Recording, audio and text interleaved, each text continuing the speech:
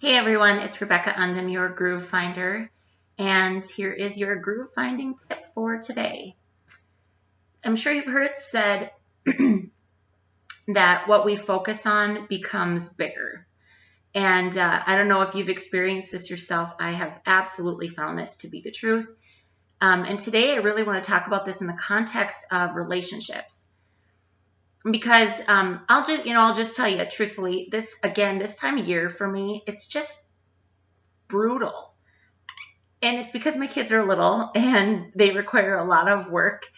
And my husband's a farmer, and so he's just not around. And here's kind of where this is going, and the whole idea of what you focus on becomes bigger. So when it comes to relationships, and I'm gonna say specifically love relationships, like me and my spouse, or if you have a significant other or person in your life that you love, can be even parents, those close love relationships.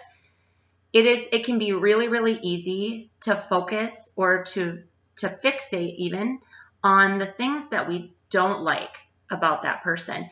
And it sounds crazy, I think, a little bit. Like, I even think about that myself. I will stop myself and I will think, why are you fixating on that? So I'll just give you a couple examples. Now, my poor husband, right? The whole point is that we all have them, but I tend to focus on things like, I look at him right now, especially this time of year, he's never here, he shows up.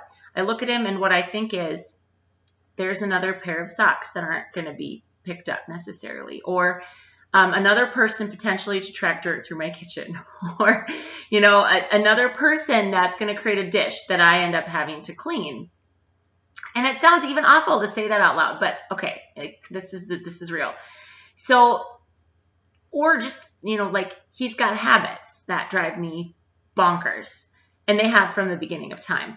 And when I find myself only looking at those things that I don't like, it can be really hard to see any of the things that I do. And they're in there. Of course they are. I love him. He's my husband.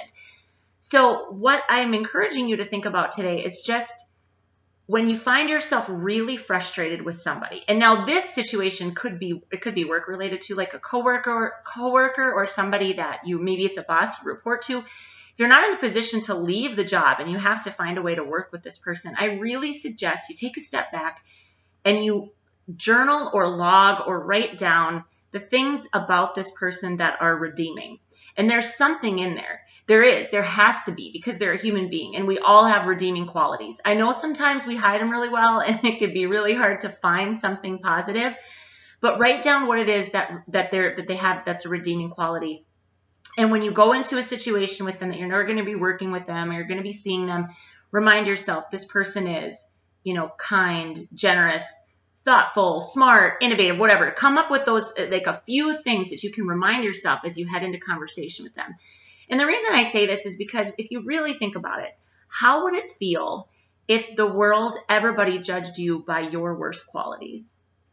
I think about that with my spouse, and this is almost like a public apology to him, because I just, I'm unkind, I'm impatient, I'm not unkind all the time, but I can be really mean. I'm impatient, I have really high standards that are stupid high, and it's unnecessary sometimes.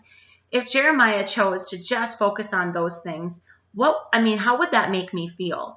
So relationships really are about recognizing that we are all flawed, and as human beings, we have that in common.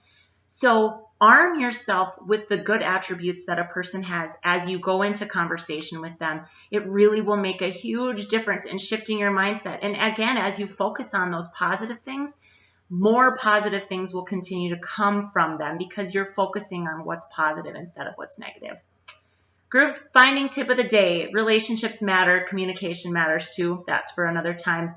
Focus on what people are bringing to the table instead of what they're taking away.